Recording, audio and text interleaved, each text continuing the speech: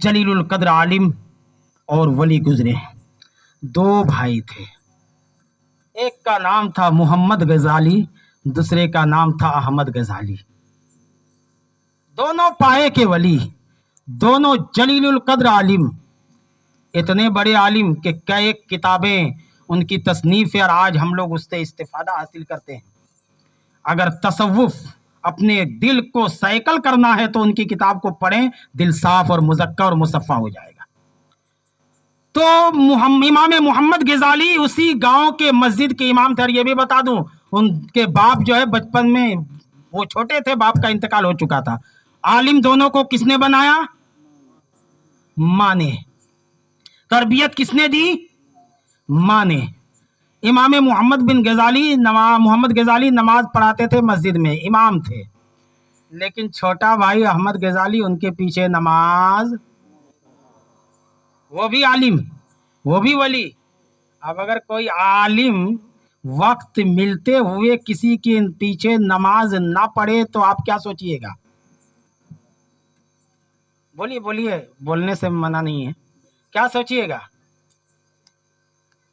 हाँ, डर लग रहा है ना? यही ना सोचिएगा कि जरूर इमाम साहब में कोई कमी है, वो जानते हैं इसलिए नहीं पढ़ रहे हैं। शुदा ये खबर फैलती गई कि अहमद गजाली अपने भाई के पीछे नमाज नहीं पढ़ते हैं, अलग से पढ़ते हैं। अब जब इमाम मोहम्मद गजाली तक खबर पहुंची, बड़ा खराब लगा और माँ से शिकायत की। किससे? जैसे हर बच्चे माँ से शिकायत करते हैं। बच्चा बूढ़ा भी क्यों ना हो जाए, माँ के लिए बच्चा ही होता है। शिकायत की जाके कि अम्मी जान, सब तरफ गलत अफवाह फैल रहा है, भाई से कहो कि वो मेरे पीछे नमाज पढ़ें, मेरे पीछे नमाज पढ़ें। माँ ने कुछ कहा नहीं, कहा बेटा नमाज पढ़ो, भाई के पीछे नमाज पढ़ो। आजकल के बेटा होता है, आपको क्या मालूम है? अरे जिसने बोलने सिखाया उसको कहते आपको क्या मालूम, जिसने चलने सिखाया उसे कहते आपको क्या मालूम है, जिसने सारा हुनर दिया उसे कहते आपको क्या मालूम, आप क्या जानते हैं, कहते आपको क्या मालूम, मैं क्यों नहीं नमाज पढ़ता। लेकिन नहीं, कहा अम्मी ठीक है पढ़ूंगा, अम्मी ठीक है पढ़ूंगा।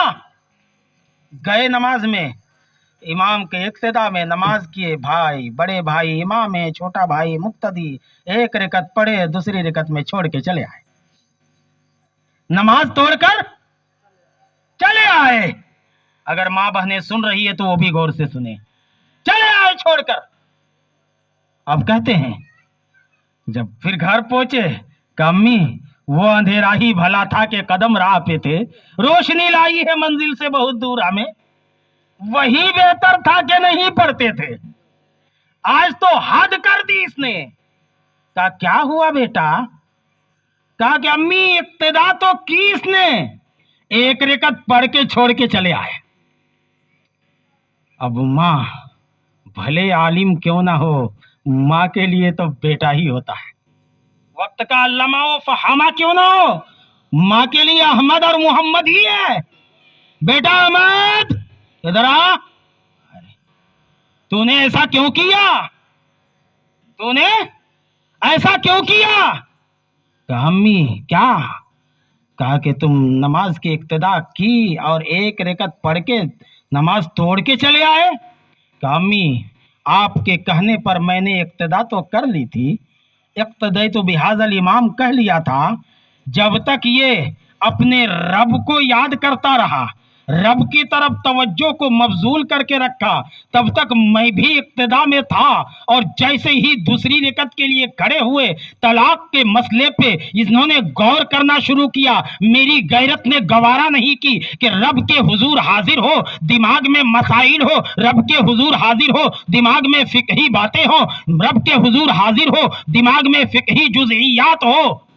میری غیرت نے گوارا نہیں کی، کیونکہ میرے نبی نے فرمایا ہے کہ جو ہے الحسان ان تعبد اللہ کانک تراہ فإن لم تکن تراہ فإنہ یراک۔ عبادت کا جو ہے اصل مغز یہ ہے کہ تم اس طرح نماز پڑھو کہ گویا تم خدا کو دیکھ رہے ہو۔ اگر یہ کیفیت تجھ میں پیدا نہ ہو تو کم سے کم اپنے دل میں یہ کیفیت پیدا ضرور کر لو کہ خدا تمہیں دیکھ رہا ہے، خدا تمہیں دیکھ رہا ہے۔ لیکن یہ تو نماز میں مسئلہ کے بارے میں غور و خوض کر رہا تھا۔ اوروں کی نماز ہو جاتی، میری نماز نہیں ہوتی۔ اب اتنا سننا تھا، ماں کا جواب سنیے اور سر دھنیے۔ ماں کہتی ہے میرے دونوں بیٹے کسی کام کے نہیں۔ کیا کہتی ہے؟ میرے دونوں بیٹے، آخری جملہ، میرے دونوں بیٹے، بولیے بولیے، کسی کام کے نہیں۔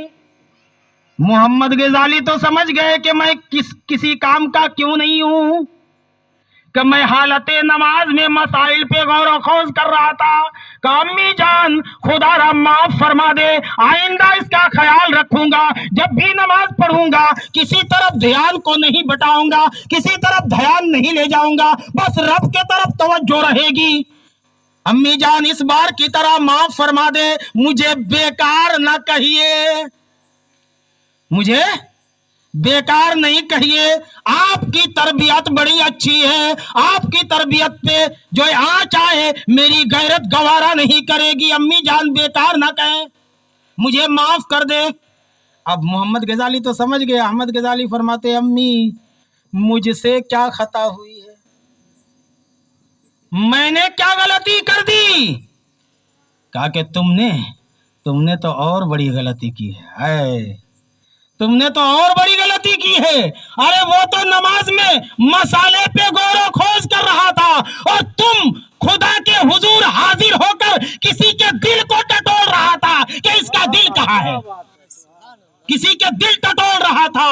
رب نے فرمایا ہے وَلَا يَغْتَبْ بَعْضُكُمْ بَعْضًا، تم میں سے بعض کی غیبت مت کرو، وَلَا تَجَسَّسُوا، اور کسی کی عیب مت ڈھونڈو۔ تم حالت نماز میں رب کے حضور حاضر ہو کر کے اپنے بھائی کی عیب ڈھونڈ رہا تھا۔ تم بھی کسی کام کے نہیں ہو، محمد بھی کسی کام کے نہیں۔